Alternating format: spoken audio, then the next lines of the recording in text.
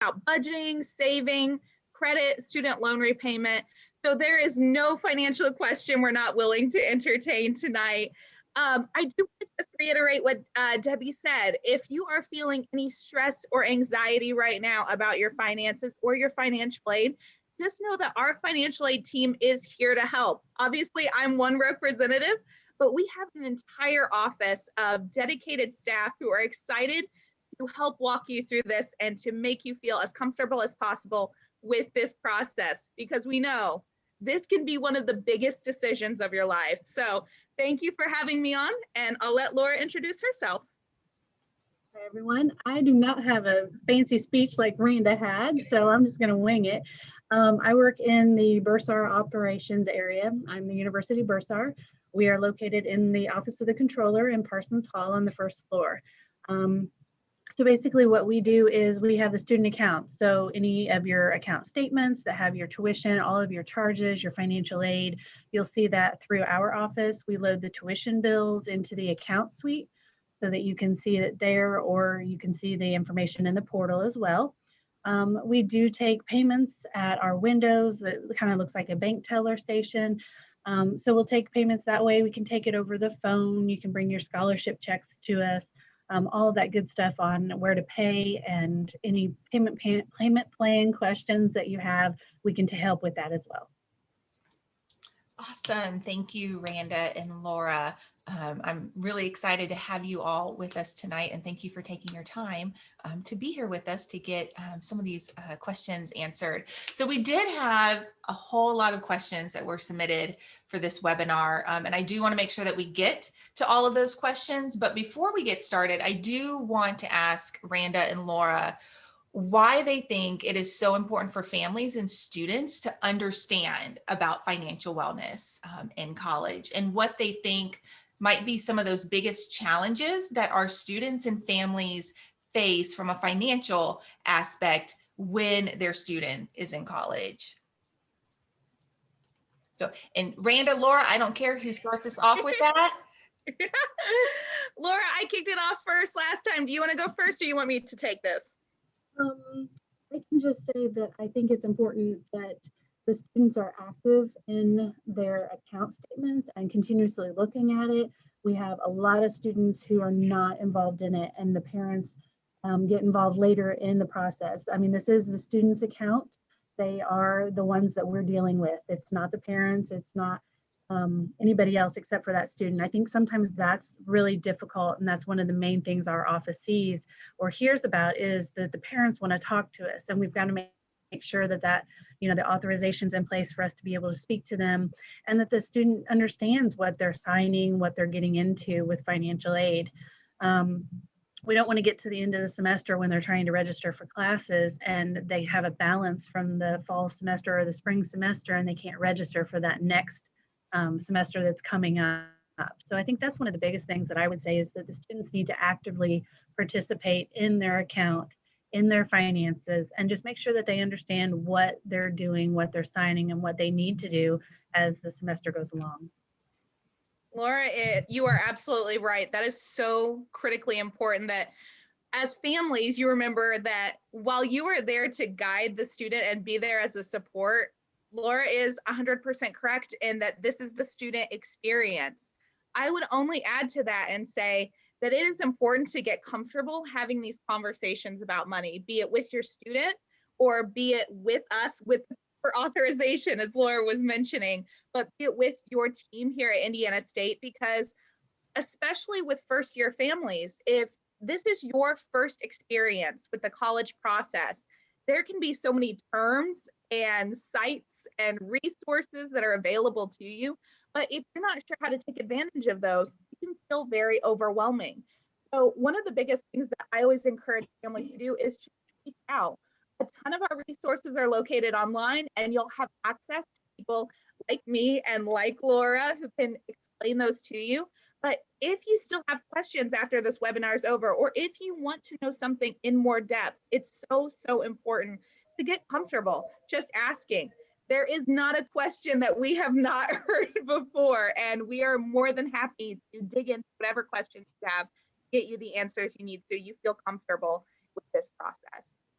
Absolutely. And you all did bring up, Rand, I know you mentioned new terms, terms that some families and parents might not be familiar with. And I think Laura mentioned a term a couple of times that families may not know, which is like authorization or proxy.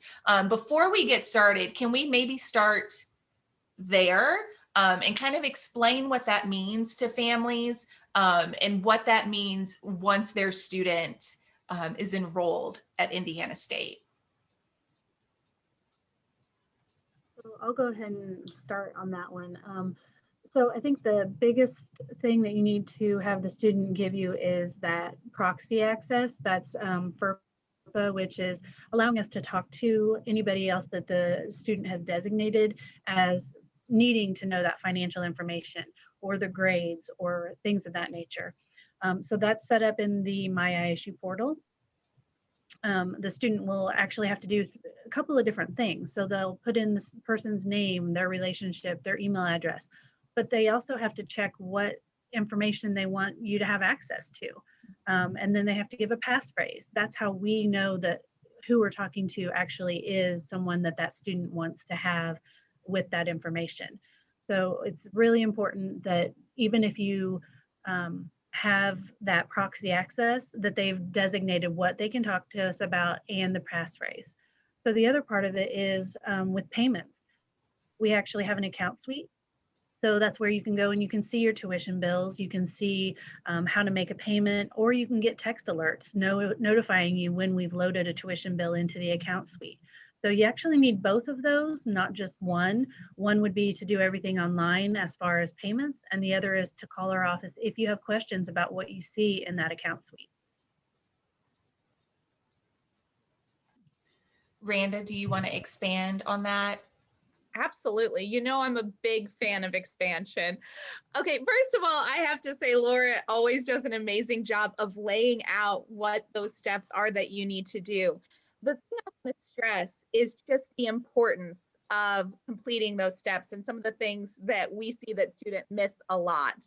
So, as Laura mentioned, proxy is where you get to stand in on behalf of a student and talk to us about whatever things they check that you can talk to us about. In our case, financial aid or finances.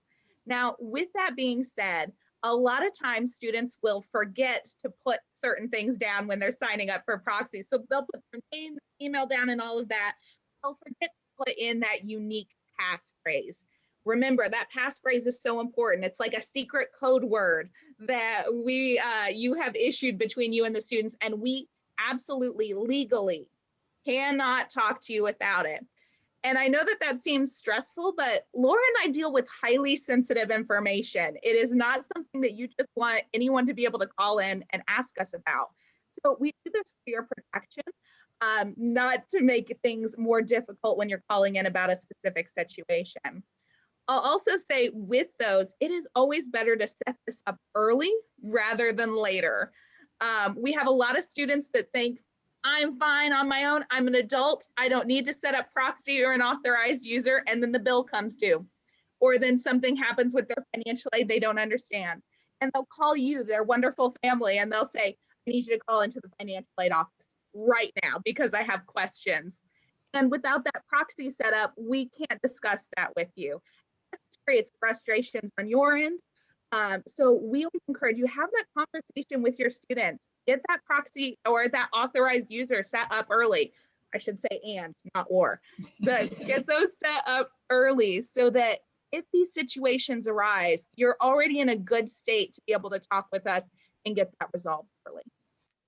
Absolutely. That's something that is very different from when students are in K through 12 versus when they are in a university where families cannot, they don't have, families don't have that freedom to get all of that information freely, basically, from the institution. So that is important conversations to have with your student for sure. So understandably, financial aid was at the forefront kind of the questions that were submitted by our families. So Randa, I want to start again kind of at the basics of financial aid. explain to our families what financial aid is, what it consists of, what are those key things that families and students need to be aware of as they move through the FAFSA process. Awesome. Now, how much time do I have? I'm just kidding. Okay, let's start All at the night. beginning. So financial aid is the assistance that families receive to help their students pay for college. Now, that can take a number of forms. There is need-based financial aid that typically comes from filling out a form that some of you should already be familiar with. It's called Pre-Application for Federal Student Aid. We call it the FAFSA. And then on the other hand, besides need-based aid, there's also merit-based aid. Aid that you receive, usually by filling out an application or having to complete certain criteria, like meeting a certain GPA or a scholarship that you've applied for from a community organization, something like that. So your financial aid package comes to us in those different forms. Now, the biggest piece that our office deals with is that financial need-based aid component. And then we also work very closely with our scholarships office. We're kind of under the same umbrella. So what happens is when you fill out that FAFSA, that information goes to our office and we complete a financial aid package for you based on that information. Now, I should also tell you, for need-based financial aid, if you're going to any state institution, that amount will be the same from school to school. So it's not something that Indiana State University calculates and makes a determination on. That's a federal calculation. So you should see similar results as you go. However, on the other hand, that merit-based aid, that is something that can range from school to school. So depending on different criteria, what the school offers, what you may have been able to take advantage of in terms of outside or community scholarships, those are other things that you can bring to your financial aid package. If you're receiving something outside of the university, it's important to let us know so that we can build it into your financial aid package. On our website, we have a form called the Outside Scholarship Notification Form. It basically allows you to notify us that you have outside money coming into the university. It also lets wonderful people like Laura know when a check arrives, that is which student that is supposed to go to, and we can build it that way. Now, after you submit that FAFSA, you are going to receive from us, if you haven't already, some of you may have, a financial aid notification packet. It is a fancy folder filled with information about financial aid, all of the terms that we use when we're talking about your money, in addition to a worksheet that gives your specific breakdown of aid. Now, if you received that and you have questions, don't worry. Debbie's going to tell you about State Startup here in a bit. We'll have the opportunity to sit down with us one-on-one and talk through that. However, you don't have to wait until then. You are more than welcome to call our office and talk with us about it. That aid will then be applied into that student account suite that Laura was talking about. Now, I do want to give you some important dates to remember. You're going to be signing up for classes probably somewhat prior and during your state startup experience. And that will load into a bill that will generate. Usually those bills, students start seeing those in July for fall classes. But with that being said, your aid typically does not apply to your account until about 10 days prior to the start of classes, with refunds being received if you get one 5 to 7 days before the start. So you should just know, you may go a while seeing your bill in that student account suite without that aid being applied. So don't worry if you see that. It's just going to take a little bit of time. But again, we're here to answer questions for that. Now, once that happens, you will have that bill to pay if you still owe money. And that's where Laura really would come into the conversation. So Laura, would you like to explain what happens next with bills and what that looks like? So the bill is done at the end of July and it'll be loaded into the account suite. We don't send paper bills, they're all loaded in there. So if you're a student or an authorized user, you'll get notification to your email. Students will get it to their Sycamore's email address, and then the authorized user will get it to the email address that the student sets up as having access. You'll be able to log in, you'll be able to see how many charges you were given, how many your estimated financial aid is, and see kind of where you stand on that and what the rest that you owe is before that due date. The first due date is always the first day of classes. So, you know, in the fall, it's the first day of classes in August, and in spring, it's first day of classes in January. Summer is in May.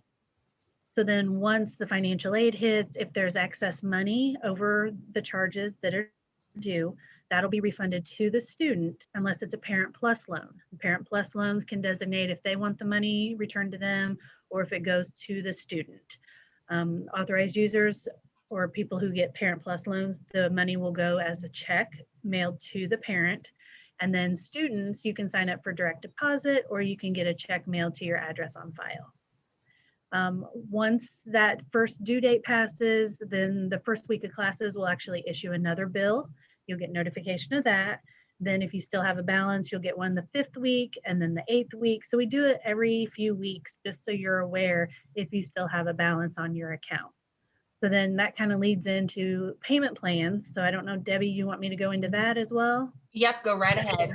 Okay, so if you have a balance on your account as of the due date, which is the first day of classes, then you've got some extra time. We'll add $25. There's a variable payment plan fee that we can add. It's a payment plan that you don't have to enroll in. It's automatic if you have a balance. The first fee is $25, and that gives you basically another month to make your payments. You can do it in any amount at any point in time by calling our office, sending in a check, or doing it online.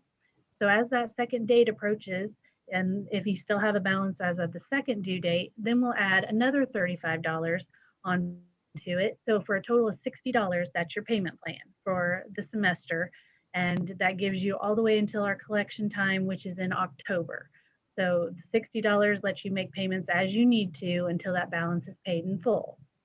We also have an external payment plan company. You may have heard of them. They're Nelnet. They used to go by TMS. It's the same company now. And you can call them. You can set up a payment plan for 5 equal payments due every month from July to November for the fall semester. That is $65 for that enrollment fee.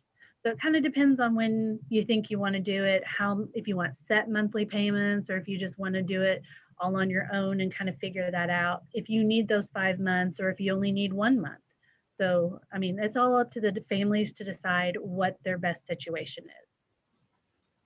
Awesome. Thank you all. So thinking about those bills that students are going to be getting in the student account suite, are there going to be, or what are the costs that families and students can expect to see on those bills? Are there going to be any surprises that maybe they're not aware of? Or can you just talk a little bit about what that bill is going to consist of, the charges and some of the fees that students will have on, in addition to their, normal tuition cost? That's a great question, Debbie. Let me go ahead and just start off with that because you said besides that normal tuition cost. So I'm going to break down a little bit of what we see in terms of charges. And then obviously Laura's definitely more of an expert, so she can fill in my gaps there with that. So I will say the things that we talk to students the most about when they're asking what does their financial aid cover and what do they need to see with that? Obviously the tuition is a big piece of that. That is going to be the cost of your classes. So what does it actually cost to attend at Indiana State?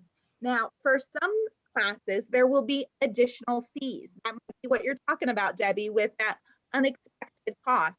If you're taking a distance course, so you're taking a course that's online, there will be an additional fee for that.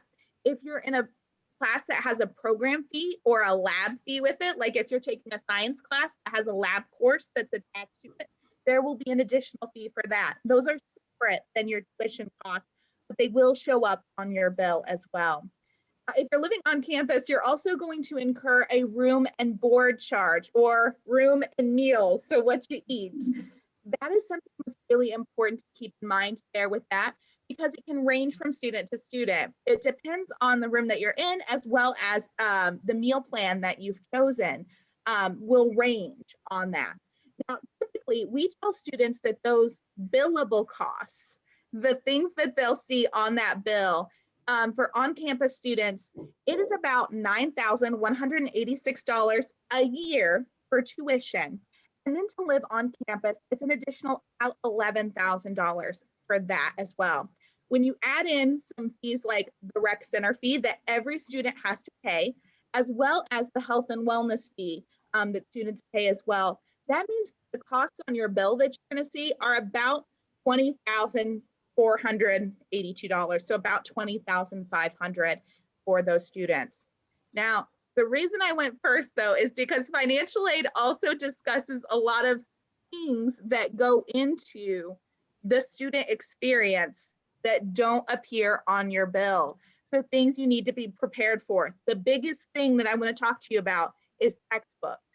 Indiana State does not have a set textbook fee. So we don't say this is how much your textbooks are going to cost and add it into your bill, and then you get your textbooks for that. Because textbooks vary from class to class and major to major. So what we do is we put that out as an estimated cost, but you are responsible for knowing, okay, based on my class list, based on when I sign up for classes and what books my professors tell me that I'm going to need, this is what I need to be prepared to pay. We estimate that that will be about $1,200 a year for students. That's an extra cost that you definitely want to keep in mind. It doesn't go on the student bill. If you order them through the bookstore, you can get a bill that way, but it does not go on the student bill. There's also things you need to account for just for any living expenses. And we do build those into our cost of attendance for student experience, including personal expenses. So things that you need just to live, like toothpaste and things like that. But also transportation costs. Those are built in too. And when we talk about the average student living on campus, we ask that they be prepared to pay around $24,000 a year for their whole experience, even though only about $20,500 of that will be issued in their student bill. And I don't know, Randa, if you want to explain a little bit. I know you mentioned the student rec fee that they will accrue, as well as the health and wellness fee. Do you want to explain a little bit about what those fees are and what the benefits are that students get? Absolutely. Thank you for pointing that out. Again, it comes down to the lingo. We use it every day, but you might not be aware of what that is. So when we say a $200 rec fee, what we mean is a $100 recreation center fee every semester for you to have the ability to use our beautiful recreation center facility on campus. This is something that is really important for students to take advantage of, because many times as you're in college, it can be very important to forget to focus on that physical health aspect when you're working on classes and trying to keep up with social and extracurricular activities. But your physical wellness is so important. And so this really gives students an opportunity to be able to take advantage of that facility throughout their time at Indiana State, and to stay healthy and to build those early skills, as well as just release those endorphins that we know help us to do better in school. In addition to that, we do have a $60 health and wellness fee. So that breaks down to $30 a semester for that.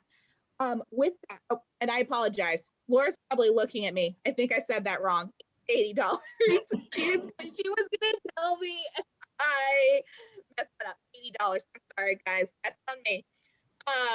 With that fee is really to provide students those mental health resources and things that students need, that additional support line for that. And so we have that already built in so that they can take advantage of those kind of resources without worrying about them. So that's already taken care of and built into the student experience. Laura, I'm going to let you go. Correct anything else I said, because I know I caught myself on that one, but there might have been others. So just to clarify about the rec center, that is for students who are in at least 6 credit hours on campus. So if you're a complete distance student, that is not something that will be assessed as long as your classes that you're taking are designated as distance classes. So again, that's just for on campus 6 hours or more. The health and wellness fee, that was actually brought out just because I get a lot of questions on, well, do I have to pay the health and wellness fee? That was something that the Student Government Association, or SGA, as you might hear it, they are actually the ones that wanted that on the student bill and wanted to provide that program to the students. So that is board approved. So that's not something that we usually waive. It's something that helps with those mental health programs on campus. One thing I would say is an additional cost that a lot of students don't think about is after the first day of classes, if you change your schedule, you add a class, you drop a class, there's a $30 change of schedule fee when you do that. So everything might be paid for, and then you add or drop a class. And it's changing out those same credit hours and the bill's not changing, but then you all of a sudden have a $30 fee on your account. And it's because you've changed your schedule. One thing I do want to point out is that even though you have financial aid, some of those fees cannot automatically be paid for by that aid. So the program fee that Randa was saying, say you're a nursing student and there's like a $300 fee for being in the nursing program, that's not automatically paid for by financial aid. Change of schedule fees are not automatically, those lab fees for biology or chemistry, those are not. So we'll refund you money and then you still may have a balance on your account. And I think that's something when I say students need to be active in looking at their accounts and making sure is those fees can add up and you don't want to get stuck having those fees unpaid by the end of the semester. Absolutely. One other thing I do want to touch on just real quickly, because I know that it has, especially the last couple of semesters, caused a little bit of confusion, and there's been some questions about classes that are being held online, but are not necessarily considered distance classes. With COVID and that whole situation, hopefully by fall, we're in a better situation than what we have been. But I know that there, yes, fingers crossed. But I know that, like I said, there has been some confusion with it costing more maybe to be taking classes online or not. So I don't know if you want to break that down just a little bit and just maybe we can clarify some of that confusion, because there are distance fees for some classes, but then there are not. So Randa, I don't know who wants to take a stab at trying to break that down a little bit. I'm going to let Laura take that one. So really, that's not our area. That is registration and records that determines that with the faculty. So all I can say is that the students need to make sure when they're choosing their classes that they see if it's online or on campus or hybrid. A lot of the hybrids don't get charged a distance class fee, I don't think. So I would just ask that when you're scheduling with your advisor, see if they know, or if you have questions, call registration and records, because they should be able to tell you that just to make sure.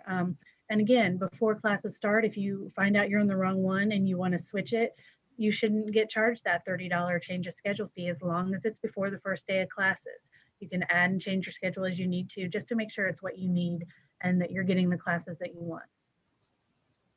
Absolutely. Now, and just a quick add-on, a good rule of thumb with that, as Laura was saying, is if it is a distance class already, it was designated as distance, it will be marked that way on when you're signing up for classes. So you'll actually be able to see that it says distance course. If you sign up for a class that was supposed to meet on campus, but because of COVID reasons or some other reason why the class would suddenly become designated a distance class, you would not be charged that additional fee for them changing that class, mid-semester. Awesome. Thank you. Okay, so moving on into topics like scholarships and grants. This is always a fun topic for families, but I want to talk a little bit about scholarships and grants. What are the different types of scholarships that we have available? Randa, I know you've mentioned merit-based scholarships versus things like need-based grants. What are those differences? How do students even go about applying for scholarships, whether they are, ISU specific scholarships or those outside scholarships? And then if they do have those outside scholarships, Laura, what exactly does the Bursar's office need so that students, like you mentioned earlier, we can make sure that that money is going to the right student and to the right place? This is my favorite thing to talk about, free money. Everybody loves to talk about this. So scholarships and grants are money that you can use towards your education that you do not have to pay back. So that is everybody's favorite kind of financial aid. Now, when we're talking about scholarships and grants, as Debbie mentioned, there's a little bit of a difference. So let me break that down for you. Typically, when we're talking about grants, we're talking about that need-based money. So grants are typically offered to you based on your FAFSA information. Or later on in life, if you apply for a grant through an institution, they'll look at different criteria and things like that. But that usually happens when you're older or your student is a little more along in the academic experience. The grants that we talk about are those FAFSA grants. So some of the things that you want to be kept in mind for need-based free money that you might get are things like the federal Pell Grant. So that is an automatic award based on a calculation from the FAFSA, and it ranges. So students may go from anywhere from nothing, depending on their aid, all the way up to the top of the Pell limit. And so with that range, so when we have students that say, well, my friend is exactly the same financial situation as me, and we got different grants, we got different amounts of the Pell. Again, remember, those are based on your FAFSA information, and it's all done as a calculation. Now, the scholarships, on the other hand, there are a couple of different types of scholarships that Indiana State offers. The first are admissions-based awards, and those come automatically to your account based on your criteria as a student, based on things that you did in high school that we looked at and said, okay, we're going to give you that. Our academic merit, distinction, and excellence awards are great examples of that scholarship. So if you're receiving one of those are coming from Indiana State. They do have renewable criteria that you can find out on our website, just like any other scholarship opportunity. But again, those are based on that criteria. And then on top of that, all students can take advantage of applying for our foundation awards. That's money that's given to us by donors. Typically, they're big fans of Indiana State, usually alumni.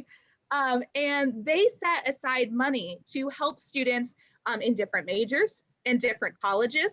Now, this doesn't just come automatically like those admissions-based awards that you got with your financial aid packet. Those are things that you have to apply for.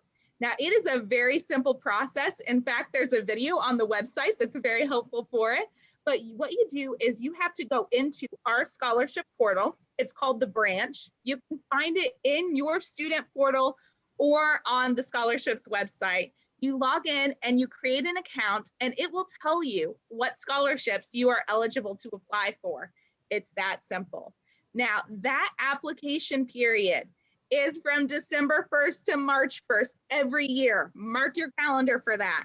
And there are some scholarship opportunities for incoming students. So guys, we still have 11 days for that. Please go ahead and get on there. Oh, actually, this is February. I'm lying. You have fewer days. Get on that early and get that taken care of. Look through those opportunities and see what your student can apply for, because it does run from December 1st to March 1st, and we're coming up on that March 1st deadline. So I'm going to go ahead and tell what happens once you have that scholarship check. So if the check's made payable to ISU and the student would need to endorse that and then bring it to our office so that we can apply that to the account. It's always beneficial to have this university ID number on there and maybe the student name so that we can identify who the student is that it needs to go to. You can bring it into our office. The donor can send it directly to us if it's an outside scholarship, and then it'll get applied to your account. Most of the time, it's split between the fall semester and the spring semester, half and half. If it's designated specifically by the donor that it's only for fall, then that's how we'll do it.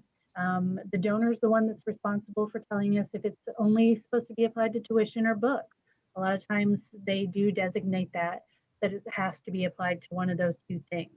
So if that's the case, then that's when we'll put it on the account. It won't refund out to the student. If there's excess money, then some of that financial aid would go to the student and that scholarship would stay on the account.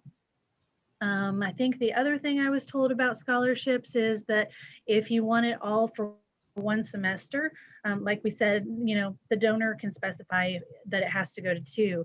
But if the student wants it all for fall or all for spring, then they just need to call our office and talk to us and let us know that, and we can make adjustments that way as well. But that's where the scholarships come, is into our office, and we'll apply it to the account as soon as we get it.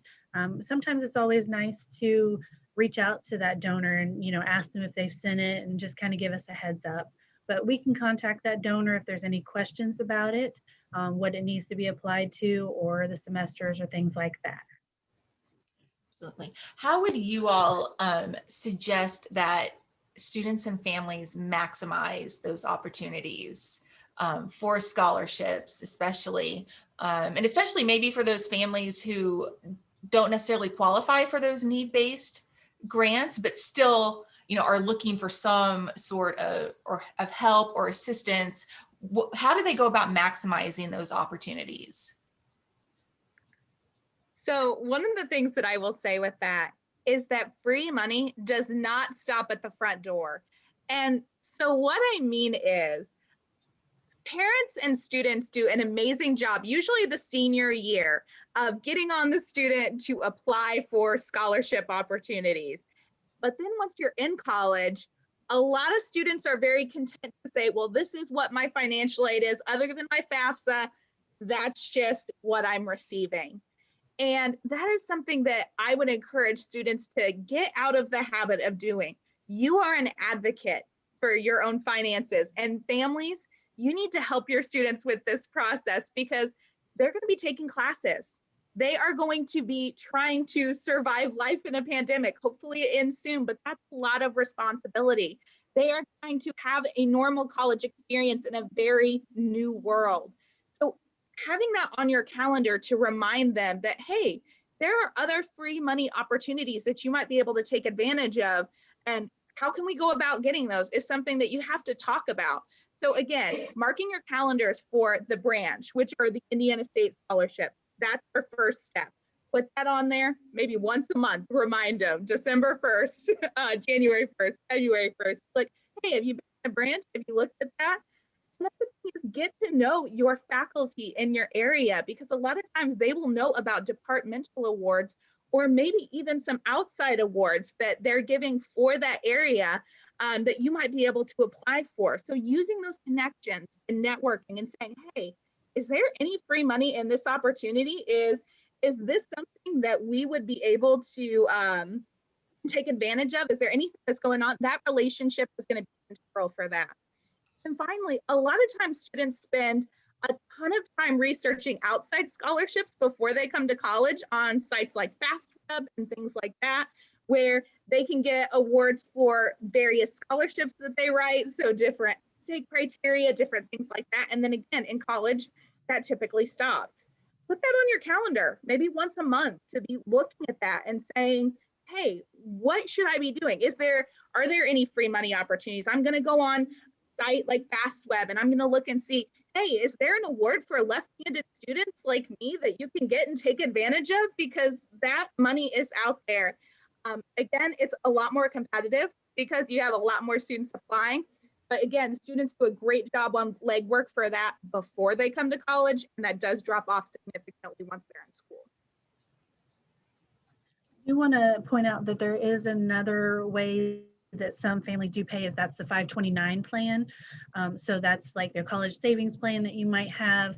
Once you get the tuition bill loaded in the account suite, you'll be able to print that out so that you can send it to the administrator of your 529 plan. You'll send that to them and then they can just mail us the check automatically to us. And then once we get that, we will apply it to the student account. And you don't need anything from us. Once you have that bill, you should be able to take care of all that yourself. But if you have questions, again, you can contact our office and we'd be more than happy to help you with that. Now, thinking beyond even scholarships and grants to maybe some other ways and opportunities that students have to help pay those college bills, I want to talk a little bit about work study and then also student employment, because I think that's an important topic that sometimes isn't talked about a lot in this setting. So I want to talk about that and talk about how that can help in terms of paying those bills and keeping those costs down for students. Miranda, I'll let you talk about the work study program because that's through your office. Oh, I think that would be great. I can do that. Okay, so let me just go ahead and say this. There is, I would say, one of the most confusing things about financial aid is the term work study, because you hear it and you think that it is this easy thing. You're thinking, oh, I work to pay for school. And on its face, yes, that is what it is. but there's different criteria for that. So let me break that down for you. Work study is actually federal aid.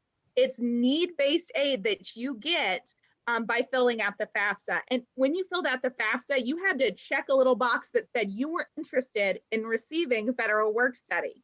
So some students who may have been eligible for work study were not awarded that or packaged that because they didn't check that little box when they filled out their FAFSA. Because it isn't on their financial aid package now, does not mean that they can't take advantage of that. What they need to do is contact our office. We do have a form that we can fill out and see if you're eligible for those funds and what that would do to your existing financial aid offer when we do that. But people think this is a magical thing where it's just extra money that they get for that. And it's actually just like having a student job. So let me explain this.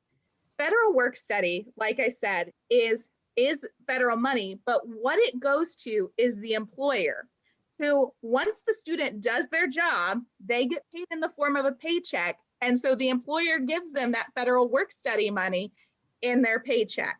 So rather than the money coming from the employer's pocket, it comes from federal work study itself. So the student sees no difference between federal work study dollars and a regular student job. The only difference is where the money comes from. So a lot of times families tell me, my student wasn't eligible for federal work study. I'm so worried about that. Don't be. If they get a regular student job, they're going to get paid the same way, and they can use those funds towards their bill, just like a student that is receiving federal work study can. Now, this is where those important conversations, though, do come in with that. You may be asking, okay, well then what even is the advantage of having federal work study? And here's a big one. And this goes back to that idea of student employment that you were talking about. Because that money is paid from federal aid and not from the employer's pocket, some employers are more likely to hire federal work study students than other students because they don't have to take that money out of their own accounts in order to pay the student. So that's more money for their usually nonprofit or their business rather than money that is coming from them. So that's an advantage there that federal work study has over a regular student job. But as far as what the student sees, it's the same. Now, because students are receiving that money in the form of a paycheck, that means they can also spend it however they want. But remember, financial aid dollars are supposed to go towards educational costs. So it's really important to talk to your student about budgeting and making sure that they know, okay, what is our priority with our money? This is important with work study. It's important with a paycheck for a student job or that refund that Laura was talking about earlier. You need to know, okay, what are my priorities? Do I have enough money for textbooks? If I am living off campus, do I have enough money for rent? If I am traveling or want to go back and forth from home to school, do I have enough money for gas? These are the expenses and the things that you should be talking about with your student rather than a flat screen TV. And families, you may be laughing and think, my student would never do that. That is not something that happens. I can tell you every single semester, we get multiple students who come in to talk to us about their money situation. And when we ask what happened to the money they'd already received or what they were putting towards their student job, they say, that is my clothes money, or that is my concert fund. And while these things can be an important part of the student experience, judging what is a need versus a want is very critical for them with that. Now, with that being said, I will say a student job is one of the best ways to get a student to engage with the campus community. And if you can get a student job on campus, the best thing is that employers work around your class schedule. So your student will never be scheduled for hours while they're in class, which is a very big deal. Now, with that, if they do their job well, they're going to be getting a paycheck. This may be the first time that they have money coming directly to them. So like I said, having those conversations early about what they're doing with their money and how this job is helping to prepare them for the future and what these opportunities are opening up to them. Having them just think about these things is so important because you never know what's going to open up as an opportunity. I'm just going to tell you, I actually was a student on Indiana State's campus 10 years ago, and my current job is actually an opening that I received from a student job rather than my major. So you never know where those opportunities or those money chances are going to come up, and to be sure to have students take advantage of those. Absolutely. And I think it's important to note too, a couple of things about student employment on ISU's campus is that we employ over 2,000 students on campus, which I think is an incredible number. So many opportunities for students, and the minimum wage on campus is higher than national minimum wage. So I think it's $8.40, I believe, is the minimum wage on campus. So not bad for a college student. And like Randa said, they're really good about working around class schedules, because that is obviously the priority for our students. And it's just a great way for students to get out there and network and connect. And a lot of times I know departments will keep hiring, the same students. So that job consistency year to year is also, I think, another benefit as well. So we have just a few minutes left. Debbie, I think Laura had something to share too. Sorry, go ahead. Sorry about that. One of the other things about employment on campus is the students can only work a set number of hours. So we do cap that so that the homework and the studies take priority over it. I don't know if we have any military families on here, but that is another thing that our office does. So veterans benefits, military, tuition assistance, things like that. You may have to certify with the registration and records office, but we also do bill for that. So if parents have military benefits or the student has military benefits, please reach out to registration and records or admissions, and someone will be able to help you figure out what benefits are available to help pay your bill that way as well. Yeah, absolutely. Thank you, Laura. And I'm sorry. That's okay. Okay, so we have just a few minutes left. And I want, real quick, before we do close out the webinar, I want to give Randa and Laura the opportunity to give some advice to our families and students in terms of the best things or what students can do to keep that debt to a minimum throughout their time at college. I know sometimes that can be an overwhelming thought to think about the amount of debt that a student may have at the end of those 4 years. So what are some of the things that students can do in families to minimize that as much as possible?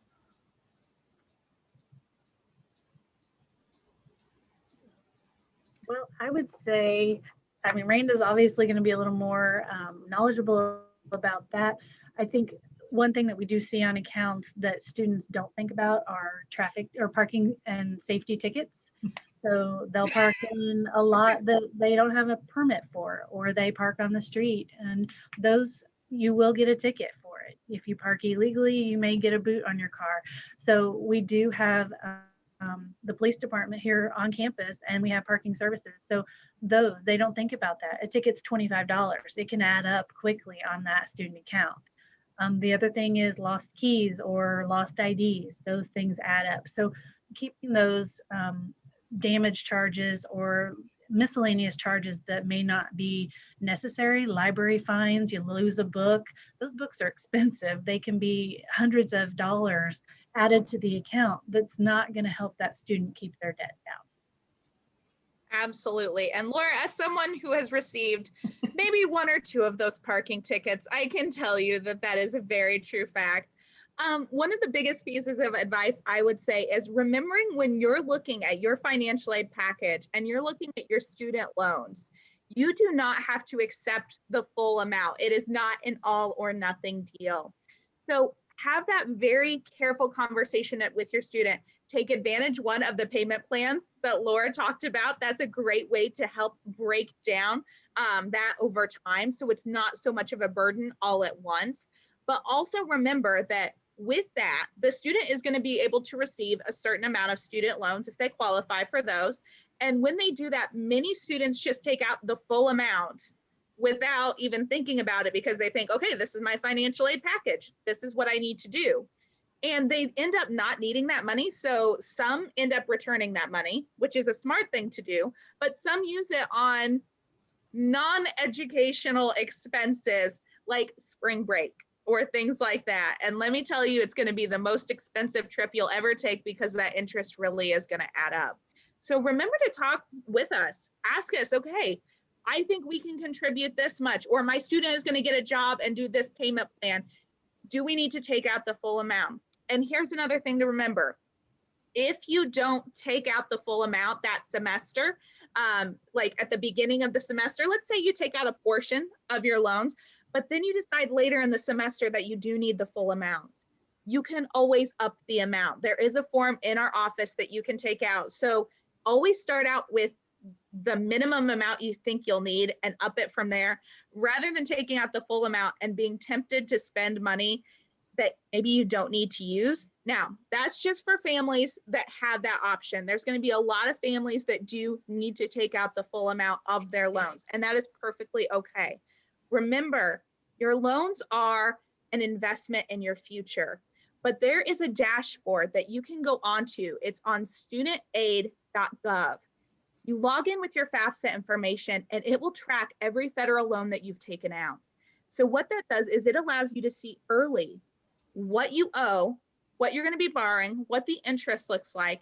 And if you begin making payments while you're in school, you are going to be making payments on your loan directly to the principal of your loan, which means that that amount is going to shrink considerably, which is helpful because once interest begins to compound on those loans, if you have subsidized loans, I should say, for those subsidized loans, those are loans that are subsidized by the government, and that means that that interest will not begin to accrue until after you graduate. If you do have unsubsidized loans, those loans will begin to gather interest while you're in school. So again, making payments on those will help keep that interest down. It will help keep that from growing while you're in school, and that will also help manage that.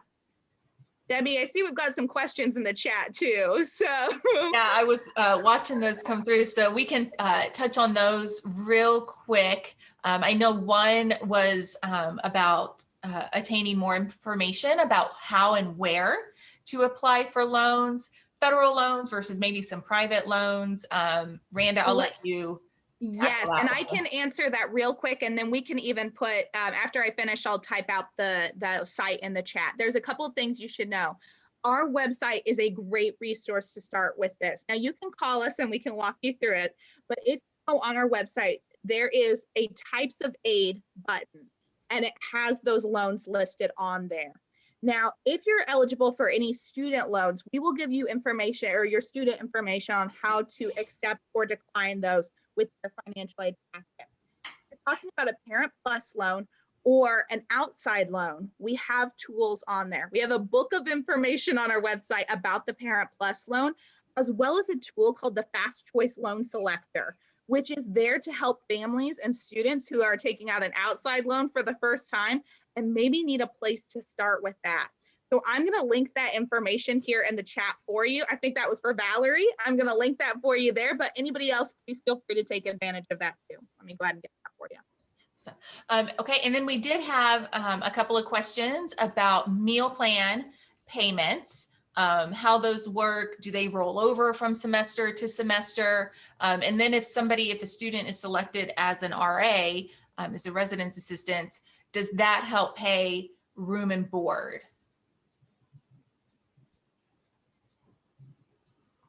Oh, hang on. That would also be me probably. Laura, do you know enough about this or? So I believe that the credits do roll over semester to semester, but not academic year to academic year. Right. Yep. So they would roll over from fall to spring, but not spring to fall. Commons cash that the student can also purchase to eat at some of the restaurants in our commons area, like Taco Bell. I haven't been over there in forever, so I'm not sure what they have over there right now. But Sycamore sliders. It's like White Castle. Love it. So those will be, I think those do go academic year to academic year. Those do carry over. If they're selected for an RA, there is a waiver that's put on the account that does reduce the amount of room and board of room cost. I'm not sure if that applies to board or not. I think it's just room to start with. And then there's also athletic scholarships. Those would be put on the account if your student's an athlete. Those reduce that as well. And then there was a question asking if after everything that we've talked about, if there's still a balance, what's the best options? So I would just monitor that very closely. When we first load that bill in July, take a look at it. It's going to show your estimated financial aid. If you don't see anything in estimated aid, reach out to the financial aid office then. Don't wait and see if it's going to come. It may not be dispersed to the account, but it will be listed in the account suite as estimated aid. Then we offer the payment plans. If after all that aid's applied to your account, sign up for that payment plan that you may need to do every month, or pay a little bit at a time. You can go on there and make $5 payments every week if that's what it takes. There's no stipulation on for our payment plans, that variable payment plan. There's no designated amount. Absolutely. And Laura, I want to just reiterate what you said, reach out early. That is the biggest thing that I think that you can do with that. If you are looking at your financial aid letter that we sent you and you're saying, this is not adding up, I don't know what to do, that is when you want to call and have a conversation with us so we can talk to you about, one, what additional aid options there are, and two, the means for affording college and what that looks like. We want to have that conversation one-on-one with you. And we did have a question come in to the chat about directions on how students can set up proxy. So Randa or Laura, if you can, I know there's a link to that if you want to put that in there. Right now, Debbie, hang on. I got you. Yeah, so that is actually on Registration and Records website. So Randa put that in there. It'll give you step by step. There may even be a video on there of how to do it. They'll actually do that through the My ISU portal. And then here, let me go ahead and put the account suite information in there so you guys can get there. So it's just indstate.edu/payisu. That will get you to a page, and there's an authorized user login button, and there's a student login button.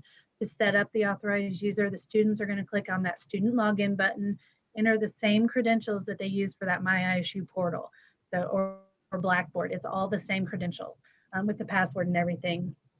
The authorized user, once you log in, you'll click on that authorized user login button. You'll enter your email address and a temporary password that's been sent to you. So there are two different ways that you can log into that right now, but that Pay ISU is going to be definitely the best way for students and authorized users to get to the account.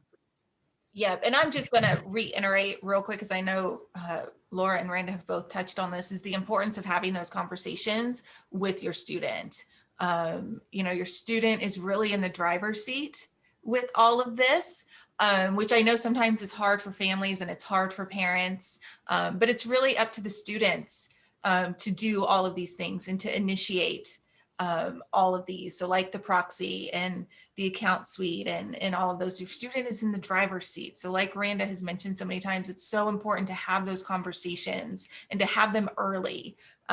You know, so start now talking about what this is going to look like, you know, once your student does start college, and starting those processes and what you're going to do and what it's going to look like for your family, because it's really up to the student. They are in the driver's seat, like I said. You know, so having those conversations so that everyone is on the same page, you know, and a few months down the road or a couple of years down the road, there's no surprises. So just going to reiterate that one more time. So we are at the end of our webinar. I do want to thank Randa and Laura for joining us tonight. This hour went by really quick. We covered a whole lot of information. I know it's a lot of information, but it's a really important topic. So I want to thank you all for sharing your time and your insights with us. Thank you to all of our attendees as well who were with us tonight. If you did submit a question that we did not get answered, I will be checking in with everyone who registered for the webinar. I'll be checking in with you all next week. So just let me know if something didn't get answered or if you have any other questions that maybe we didn't get to. We also recorded this webinar as well, so that will be available. I will send out the recording in an email, and then I will also link to it. We have a YouTube page where all of these webinars are listed, so you all will get the link to this webinar if you want to go back and rewatch it or share any of it with your student, which I think would be a really great thing to do. It will be available to you all. So again, thank you all for coming. Thank you for spending your time with us tonight, and we hope you have a great weekend. Hi, everyone.